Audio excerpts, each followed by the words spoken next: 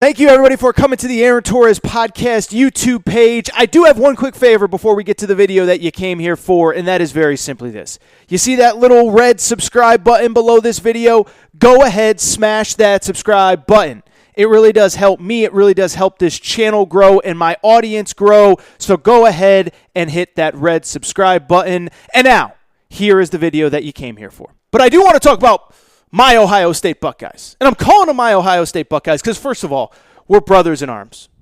I think I was fighting for Ohio State football more than a lot of people were publicly. But Ohio State, Saturday night at Penn State, and they just absolutely kicked the crap out of Penn State. Final score was 38-25. But if you watch the game, it wasn't even close to that final score. And so as I watched Ohio State, we're going to get into Ohio State. I just love this team. I love everything they're about. And I believe, I don't know if they're the favorite right now, right? Alabama looks really good. Clemson looks really good. But I'll tell you this. They got that look to them. Not just that they're good, but that they're hungry, that they want it, that they're coming for it, and that you better be ready because the Buckeyes are coming, baby. And so if you look at the big picture, I think you got to look at it from the 10,000-foot view. First of all, this was the biggest game, I would argue, on Ohio State's schedule in terms of a game that they could actually lose, right? The Michigan game is always going to be the biggest game, but it goes without saying, and we'll talk Jim Harbaugh after the break, it goes without saying that Michigan is not on Ohio State's level. Penn State has definitely played Ohio State much tougher than Michigan. And in terms of the elite teams in the conference, Ohio State, when they were coached by Urban Meyer, they took some bad losses here and there. 1 year was at Iowa, 1 year was at Purdue. But in the big games, they're great. And so I bring that up because when I look at this scenario, I see an Ohio State team who, while Michigan is their big rival, the Penn State game is probably the toughest game on their schedule. As I said, Penn State plays them really tough. They had to go on the road. It was at night.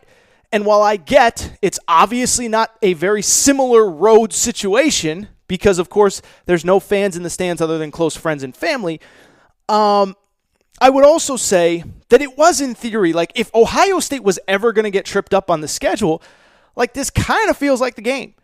Don't think they're losing at home to Michigan. They don't play Wisconsin in the regular season if Wisconsin ever even plays a game again the rest of the year. They do play Indiana, who's good out of nowhere, but they get them at home. And so this was the game that you were like, okay, we're going to learn about Ohio State. We're going to learn how good they are. And whoa, buddy, do we see how good they are. As I said, the final score was 38-25, but really that final score is pretty deceptive. First of all, they missed 2 field goals, which really pissed me off because I had money on Ohio State. They ended up covering, but missed 2 field goals, so they already should have had over 40. Remember, in Happy Valley against Penn State. Should have had over 40. Penn State, by the way, got a fluky field goal right before the half. Ohio State took a knee. They thought the clock ran out. 1 second left. Penn State gets dragged back out of the locker room to kick a field goal. So all of a sudden, it should have been 21-3 at half. It's 21-6 at half. Ohio State misses 2 field goals, and really even one of the Penn State touchdowns was a little bit fluky. The kid, what the heck was the kid's name? Dotson makes this unbelievable one-handed grab for a touchdown. It was incredible. It was maybe the best catch of the year. The kid from Ohio State had a great catch last week. But I bring it up because the final score was not indicative of how good and how dominant Ohio State was. And when I look at it from both sides of the ball, first of all, the defense was excellent. I told you they'd give Penn State problems. They did. They completely shut down the Penn State running game. Penn State averaged 1.6 yards per carry over the course of the game.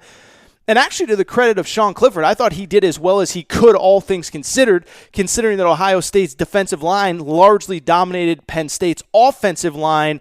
There was one play where Jonathan Cooper, the senior, just shoved the offensive tackle into Sean Clifford basically for a sack. But Ohio State was dominant defensively. Got to clean some things up in the passing game. But listen, Penn State was basically passing every down because Ohio State came out and put points up right away. They were up 14-0 before you could even blink. And that, to me, was the story from Ohio State, is their offense is so good.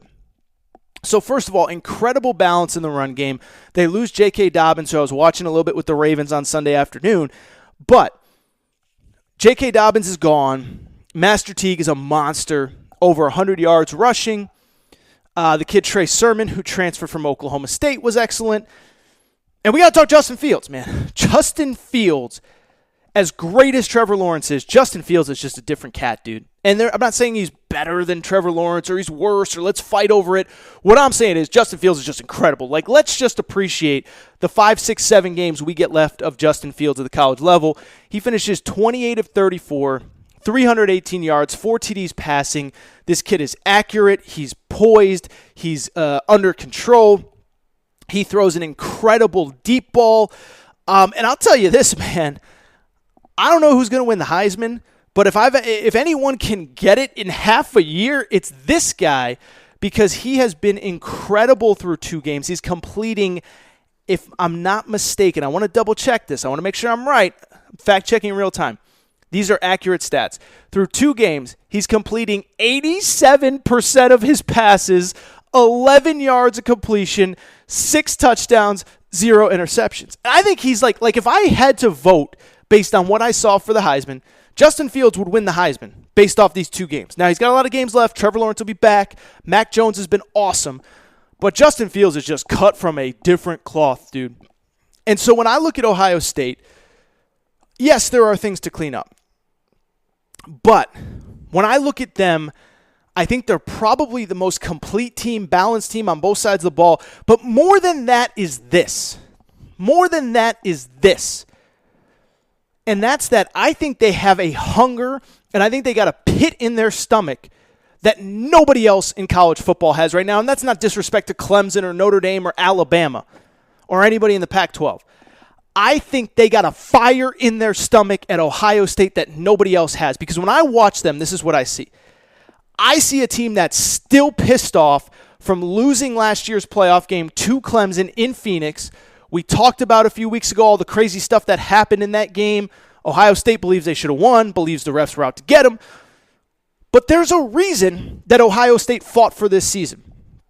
There's a reason that Shaun Wade, the cornerback, and Wyatt Davis, the offensive tackle, could have gone pro, but came back to be part of this team. They came back to win a national championship, and I think they are hungry, and I think they got a fire in them, and I think this is a revenge tour type season for them. Ohio State is playing like we not only want to win, we want to tear your heart out. We want to leave no doubt. We want to let you know that we are the baddest team in college football, and it's obviously no secret, right? This is why they fought so hard for the season. They believe they were robbed last year. They want another opportunity to put themselves on that stage at the college football level, and they're doing it right now. And they looked the part against Penn State. They looked the part against Nebraska. And you look at the schedule, there is nobody else on this schedule that can beat them if they're playing their best and assuming there's no issues with COVID, all that stuff. But I look at Ohio State, and I just see a team that is hungry, that is angry. You know what they remind me of almost? They are the closest thing that we have now to like the 80s and 90s Miami Hurricanes. Because the thing with the Miami Hurricanes, right, they didn't just want to come and beat you. They wanted to embarrass you. They wanted to rip your heart out. They wanted to make you look bad on national TV, and that's what I see from Ohio State now. Again, not to take away from Clemson, but Clemson, frankly, Clemson half the time just looks bored. Alabama is a machine. It's excellence 24 hours a day, 7 days a week. This is what we expect. This is what we do. We move on to the next one. Ohio State is like, no. We are not only going to beat you, we're going to embarrass you and enjoy every second of it. It's what I see from them. It reminds me, I'm not calling it apples to apples because there is no comparison to those 80s, 90s, even early 2000s Miami Hurricanes. But Ohio State is the closest thing we have now where they're like, we not only want to beat you, we want to rip your hearts out. They play their best in their biggest games, and I believe they are on a revenge tour type season. They are ready to claim a national championship. All right. I think that's it for this portion of the Aaron Torres Sports Podcast. Great show so far. Not going to lie, I'm fired up, literally and figuratively. I'm just going crazy over here because I got so much to say. What we will do is this. Take a quick break. We will then come back, and I want to talk about 3 more topics. As great as Ohio State was, Michigan, yeah, not so much. We will talk about Michigan. we will talk about why, I may have been wrong on Michigan after I hyped them up last week. And I want to talk a little bit about Texas A&M, which dominated Arkansas. A couple other news and notes from the weekend. Just a quick thought on Kentucky. And I do want to talk a little BYU Cincinnati, because I just talked about the 4-team playoff. How are we going to find a fourth team? I think it's time to start talking about BYU and Cincinnati, which have dominated so far. I will be back here momentarily.